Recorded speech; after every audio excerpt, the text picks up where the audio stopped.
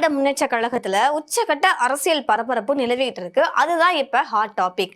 இப்ப முன்னாள் அமைச்சர்களாக இருக்கக்கூடிய சி.வி. சண்முகம் அவங்களும் சரி, அடுத்ததாக எஸ்.பி. வேலுமணி இவங்க ரெண்டு பேருமே மறுபடி சந்திச்சு ஆலோசனையில ஈடுபட்டிருக்காங்கன்ற மாதிரி நிறைய தகவல்கள் அங்கங்க வெளியாயிட்டு தான் இருக்குது. அதுவே அந்த கட்சி வட்டாரங்கள்ல ஒரு பெரிய விவாதத்தை ஏற்படுத்தி விவாத பொருளா மாறி இருக்குது. குறிப்பா பாத்தீங்கன்னா ரீசெண்டா முன்னாள் அமைச்சர் விஜயபாஸ்கர் அவங்களுடைய எம்எல்ஏ பதவியை ராஜினாமா பண்ணியிருந்தாங்கல்ல. சோ அதுக்கப்புறம் இந்த சந்திப்பு நடந்திருக்குது. இது இபிஎஸ் தரப்புல அதிர்ச்சியை ஏற்படுத்தியிருக்கு. ஏன்னா சென்னையில இருக்கக்கூடிய எம்ஆர்சி நகர்ல இருக்கிற சி.வி. சண்முகம் அவர்களுடைய அலுவலகத்துல தான் இந்த ஆலோசனை கூட்டம்லாம் நடந்துகிட்டு இருக்குன்ற மாதிரி டீடைல்ஸ் எல்லாம் வந்திருக்கு. இதுல அதிமுகல அதிருப்தி அணியை சேர்ந்த எம்எல்ஏக்கள்லாம் இருப்பாங்கல்ல, அவங்க எல்லாருமே இதுல பங்கேற்கிறாங்கன்ற மாதிரியும் தகவல் இருக்கு. இப்ப விராலிமலை தொகுதி எம்எல்ஏவாக இருந்த முன்னாள் அமைச்சர் சி விஜயபாஸ்கர் அவங்க இப்ப ரீசெண்டா அவங்களுடைய சட்டப்பேரவை உறுப்பினர் பதவியை எம்எல்ஏ பதவியை ராஜினாமா பண்ணாங்க. ஸோ இதை தொடர்ந்து அவங்க தமிழக வெற்றி கழகத்துல ஜாயின் பண்ணுவாங்க அப்படின்ற மாதிரி அங்கதான் சப்போர்ட்டா நிறைய பேச்சுக்கள் வந்துகிட்டு இருக்கு. ஸோ விஜயபாஸ்கர் அவங்களுடைய இந்த மூவ் அப்படின்றது அதிமுகவில் ஏற்கனவே அதிருப்தியில் இருக்கக்கூடிய சில பேர், யாருக்கு இபிஎஸ் அப்புறம் முனுசாமி இவங்களுக்கு எல்லாமே ஒரு புதிய நம்பிக்கையை உருவாக்கி இருக்கு. இப்ப குறிப்பா நம்பிக்கை வாக்கெடுப்புல தாவேக அரசுக்கு ஆதரவா இவங்கெல்லாம் வாக்களிச்சாங்க இல்லையா. சோ இந்த வாக்களித்த அணியில இருந்த முக்கிய தலைவர்கள்ல ஒருத்தர் தான் சி.வி. சண்முகம் அவங்க. சோ அவங்க அடுத்த கட்ட நடவடிக்கை என்ன எடுக்க போறாங்க அப்படின்ற மாதிரியும் சில தகவல்கள் பரவி வருது. இப்ப வெளியாகி இருக்கிற தகவலின்படி சி.வி. சண்முகம் அவங்க இப்போதைக்கு எம்எல்ஏ பதவியை ராஜினாமாவை உடனடியா பண்றது கிடையாது. ஆனா இடைத்தேர்தலை சந்திக்கும் மனநிலையில அவர் இல்லை அப்படின்ற மாதிரியும் ஒரு தகவல் இருக்கு. ஏன்னா எம்பி பதவி தான் ராஜினாமா பண்ணாரு, சோ எம்எல்ஏவை பண்ண மாட்டாருன்ற மாதிரியும் இருக்கு. அதே நேரத்துல இபிஎஸோட ஏற்பட்டிருக்கிற அந்த உட்கட்சி பூசல், கருத்து வேறுபாடு இதன் காரணமா கட்சியை மறுபடியும் மறுபரிசீலனை செஞ்சு வருவதாகவும் சில டீடைல்ஸ் இருக்கு. சில அரசியல் பார்வையாளர்கள்லாம் என்ன சொல்லிட்டு இருக்காங்க அப்படின்னு பாத்தீங்கன்னா, கட்சியில இருந்து நீக்கப்பட்டாலும் கட்சி தாவல் சட்டத்துல இருந்து நீங்க தப்பிச்சுக்கலாம் அப்படின்னு சில பேர் இருக்கிறீங்க. ஆனா அது சாதாரண விஷயம்ன்றது கிடையாது, அது ஒரு எளிதான காரியம் கிடையாது, இதையும் நீங்க பாத்துக்கணும் அப்படின்ற மாதிரி சொல்றாங்க.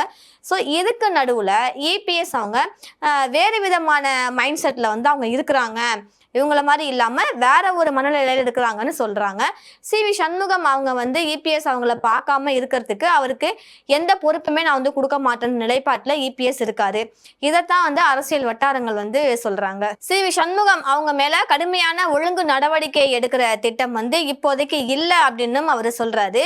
இதுல இருந்து என்ன தெரியுதுன்னா, அந்த அதிருப்தியில இருக்கிறாங்கல்ல அந்த அணியினருக்கு வேற எந்த வாய்ப்புமே கிடைக்காதபடி பாத்துக்கிற முயற்சியை அவங்க ஃபாலோ பண்றாங்கன்ற மாதிரி தெரியுது. சோ இப்படிப்பட்ட ஒரு சூழல்ல தான் எஸ்.பி. வேலுமணி அப்புறம் சி.வி. சண்முகம் இவங்க மறுபடியும் தனியாக சந்திச்சு பேசியிருக்கிறாங்கன்ற மாதிரி தகவல் வெளியாகிருக்கு. ஸோ அந்த நம்பிக்கை வாக்கெடுப்பு நடந்துச்சு இல்லையா, அதுல ஒரே அணியில செயல்பட்ட ரெண்டு பேரும் இப்ப அரசியலுடைய நகர்வுகளை குறித்து, சூழ்நிலை குறித்து ரொம்பவே விரிவா இவங்க ரெண்டு பேரும் அரசியல் ஆராய்ச்சி ஆலோசிச்சிருக்காங்கன்னு தெரியுது. ஏன்னா அந்த அதிருப்தி எம்எல்ஏக்களுடைய அடுத்த கட்ட முடிவு, இடைத்தேர்தல், தாவேகாவுக்கு செல்றது, இது மாதிரி நிறைய விவாதங்கள் இருக்கு இல்லையா. சோ இதெல்லாம் தான் பண்ணிட்டு இருக்காங்கன்ற மாதிரி அரசியலும் ஒரு சின்ன ஊகிச்சிட்டு இருக்கிறாங்க. ஸோ ஏற்கனவே நிறைய தொகுதிகள் காலியா இருக்கிற நிலையில இன்னும் சில எம்எல்ஏக்கள் ராஜினாமா பண்ணலாம் அப்படின்ற மாதிரி தகவல்களும் வெளியாகி இருக்கு. இதனால தமிழகம் கூடிய சீக்கிரம் பல தொகுதிகளில் ஒரு இடைத்தேர்தலை சந்திக்க வேண்டிய சூழல் உருவாகலாம் அப்படின்ற பேச்சும் அரசியல் களத்துல ஒரு வலுவான டாக்கா போயிட்டு இருக்கு. ஸோ இந்த பக்கம் இப்படி போயிட்டு இருக்கும்போது எஸ்.பி. வேலுமணி அவர்கள், சி.வி. சண்முகம் அவர்கள் இவங்க தரப்பு சந்திப்பு அதிமுகவுடைய பலத்த ஒரு வேவ்ஸா அதிர்வலையை ஏற்படுத்தி இருக்கு. இதனால அதிமுக மறுபடி உடையும் அப்படின்ற சூழல் உருவாகி இருக்கு அப்படின்னே சொல்லலாம். ஏன்னா நம்ம ஏற்கனவே பார்த்திருக்கோம், இபிஎஸ் அவர்கள் இவங்களுடைய பதவியை பறிச்சுக்கிட்டாங்க. ஆனா அதற்கப்புறம் இப்ப எஸ்.பி. வேலுமணி அவர்கள் மன்னிப்பு கேட்டுட்டு மறுபடியும் போய் கட்சியில ஜாயின் பண்ணிட்டாங்க. ஆனாலும் அவருடைய பதவியை இவங்க திருப்பி கொடுக்கல. ஆனா சி.வி. சண்முகம் அவர்கள் மன்னிப்பும் கேட்கல, மன்னிப்பு கடிதமும் கொடுக்கல, போன்லயும் பேசல, நேரா போயும் பார்க்கல. நான் வந்து மறுபடியும் இங்க வரமாட்டேன் அப்படின்ற மாதிரி கொஞ்சம் கோவத்தோட தான் இவர் இருக்கிற மாதிரி தெரியுது. ஆனா இபிஎஸ் அவர்கள் நான் தான் பொது செயலாளர், இந்த கட்சி இப்போதைக்கு என்னுடைய தலைமைக்கு கீழே தான் இயங்கிட்டு இருக்குது. ஸோ நீங்க வந்து என்கிட்ட மன்னிப்பு கடிதம் கேட்கணும், இல்லையா நீங்க டைரக்டா என்கிட்ட வந்து பேசுங்க, நான் தாயன்போட நான் வரவேற்பு பண்ற மாதிரி சொல்லிட்டு இருக்காரு. ஸோ ஏற்கனவே 4 பேர் ராஜினாமா பண்ணாங்க இல்லையா, ஆல்ரெடி அம்பாசமுத்திரம் அதில் வந்து இசைக்கு சுப்பையா அவங்க ராஜினாமா பண்ணாங்க, அப்புறம் மதுரார் நகரத்தில் மரகதம் குமரவேல் பண்ணாங்க, பெருந்துறையில் ராஜினாமா பண்ணாங்க. ஸோ திருச்சி கிழக்கில் ஆல்ரெடி விஜய் அவர்கள் ராஜினாமா பண்ணிட்டாங்க. ஏன்னா பெரம்பூர்லேயும் அவங்க வின் பண்ணதுனால 2ல் எது பெஸ்ட் அப்படின்ற மாதிரி பெரம்பூர் கிட்டக்க இருக்கிறதுனால அதை எடுத்துக்கிட்டு தூரமாக இருக்க திருச்சியை அவங்க ராஜினாமா பண்ணிட்டாங்க. நம்ம பார்த்தோம், அங்கே போய் நன்றிலாம் சொல்லிட்டு நன்றி சொல்கிற ஃபங்க்ஷனில் ஓட்டெல்லாம் சேகரிச்சுட்டு வந்துட்டாங்க. அடுத்ததாக இடைத்தேர்தலுக்கு மறுபடியும் போக முடியாது இல்லையா, நிறையா ஒர்க்ஸ் இங்கே இருக்கும்ல. ஸோ அதனால சி.வி. சண்முகம் அவங்களும் வந்து விட்டு வைக்கல, பயங்கரமாக வந்து இபிஎஸ் அவர்களை வந்து விளாசிச்சிருந்தாங்க. நிறையா சொல்லியிருந்தாங்க, நீங்கள் வந்து பாமக போட்ட பிச்சை தான் நீங்கள் வின் பண்ணியிருக்கிறீங்க, இல்லைன்னா உங்களுக்கு இந்த 47 இடம் கண்டிப்பாக கிடைச்சிருக்காது. ஸோ வன்னியர்களுடைய வாக்கு சதவிகிதம் அதிகமாக உங்களுக்கு இருந்ததுனால தான், பாமகவுடைய ஒரு தயவுனால தான் நீங்கள் வந்து வின் பண்ணியிருக்கிறீங்க அப்படின்ற மாதிரி சொல்லியிருந்தாரு. அதுக்கு ஆப்போசிட்டாக இபிஎஸ் அவர்களுமே வந்து என்ன பண்ணணுமோ அவங்க வந்து பண்ணியிருந்தாங்க. ஸோ ஏடிஎம்கே ஒன்றா அவங்க ஒற்றுமையாக இருந்து ஒரு தேர்தலை சந்திச்சிருந்தாங்கன்னா இந்நேரம் வேற லெவலில் இருந்திருப்பாங்க. அட்லீஸ்ட் வின் பண்ணியாச்சு, வின் பண்ணலனா கூட ஆளும் கட்சியாக இல்லை எதிர்கட்சியாக இல்லைனா கூட 3வது கட்சியாக அவங்க இருந்திருக்கிறாங்க. இது யாருமே எதிர்பார்க்கலை அப்படின்றது தான் இந்த இடத்துல ஒரு பதிவாக இருக்குது. 3வதாக வந்ததுக்கப்புறம் நிறையா பேருக்குமே மன உளைச்சல் இருந்துச்சு, தொண்டர்களுக்கும் இருந்துச்சு, அடிமட்ட தொண்டர்களுக்கும் இருந்துச்சு. ஏன்னா இந்த கட்சி எப்பேற்பட்ட கட்சி, ஒரு 20-30 வருஷத்துக்கு முன்னால் இந்த கட்சி டாப்ல இருந்தது. புரட்சி தலைவர் எம்ஜிஆர் அவர்கள் இந்த கட்சியை உருவாக்குனாங்க. டிஎம்கேவை ஒழிக்கணும் அப்படின்றது ஒரே காரணத்துக்காக தான் டிஎம்கேலேருந்து பிரிஞ்சு வந்து அண்ணா திராவிட முன்னேற்ற கழகம் அப்படின்ற கட்சியை ஆரம்பிச்சாங்க. ஆனால் கடைசியில் என்னாச்சு, இங்கே இருக்கிறவங்களே இப்போ ஓபிஎஸ் அவங்களா இருக்கட்டும், இல்லை வைத்திலிங்கம் அவங்களா இருக்கட்டும், எல்லாம் ஏடிஎம்கேலேருந்து போயிட்டு தான் இருந்தாங்க டிஎம்கேவுக்கு. ஆனால் இதெல்லாம் வந்து அவர் வந்து ஏற்றுக்கிட்டாரு தான், இந்த கட்சியினுடைய கோட்பாடு கொள்கை இதெல்லாம் ஃபாலோ பண்ணாமல் இருக்கிறாங்க. இந்த முரண் இருக்கிறதுனால தான் ஏடிஎம்கேலேருந்து டிஎம்கேவுக்கு எல்லாரும் போயிட்டு இருந்தாங்க. ஆனால் இபிஎஸ் என்ன சொல்றாங்க, ரொம்பவே மனசு கஷ்டத்தோட இன்னொரு கட்சிக்கு போறவங்கள இவங்க வந்து துரோகி அப்படின்ற மாதிரி வந்து பச்சை குத்துறாங்க. ஆனால் அவங்க அப்படிலாம் கிடையாதுன்ற மாதிரியும் ஒரு செய்தி வல்லம் வந்த வண்ணம் இருக்குது. ஆனால் இப்போ கடைசியா எஸ்பி வேலுமணி அவர்கள் வந்து சிங்கப்பூர் போயிட்டாங்கன்ற மாதிரி நியூஸ் வந்துச்சு. உங்க சங்காத்தமே வேண்டாம், எனக்கு கொஞ்சம் ரெஸ்ட் கொடுங்க, நான் சிங்கப்பூர் பக்கம் போயிட்டு ரெஸ்ட் எடுத்துட்டு வர்றேன் அப்படின்ற மாதிரி அவர் சொன்னதாகவும் ஒரு செய்தி இருந்துச்சு. அதே மாதிரி சி.வி. சண்முகம் அவர்களும் அவங்களுடைய ஃபேமிலி மெம்பர்ஸ் சொல்றாங்க அப்படின்ட்டு அவங்களுடைய எம்எல்ஏ பதவியை ராஜினாமா பண்ணக்கூடாது அப்படின்றதுல திட்டவட்டமா அவர் இருக்காரு அப்படின்ற மாதிரியும் ஒரு செய்தி இருந்துச்சு. இப்ப இவங்க 2 பேரும் வந்து ஒன்னா இருக்கிறாங்க.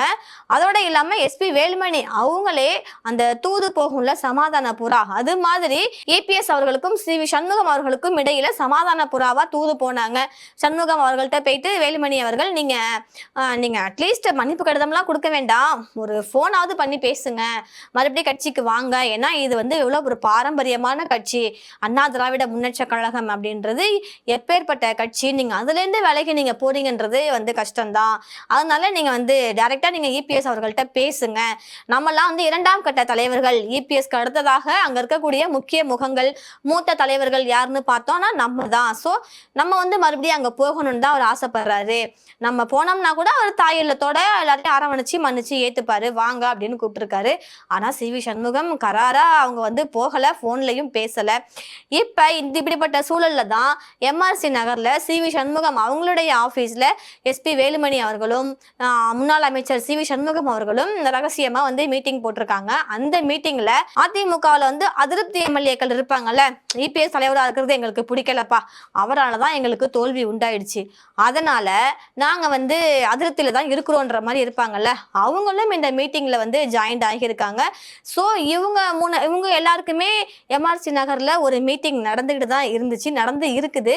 ஃபைனலா வந்து நம்ம கொஞ்ச நாள்ல வந்து தெரிஞ்சிடும் சி.வி. சண்முகம் அவங்களும் சரி, எஸ்பி வேலுமணி அவர்களும் சரி என்ன நிலைப்பாடு வச்சிருக்கிறாங்க, அந்த அதிருப்தி எம்எல்ஏக்களை வச்சு இவங்க என்ன பண்ண போறாங்க, இவங்க தனியா ஒரு கட்சி ஆரம்பிக்க போறாங்களா, இல்ல மறுபடி போர்க்கொடி தூக்க போறாங்களா இபிஎஸ்க்கு எதிரா அப்படின்றது தெரியும்.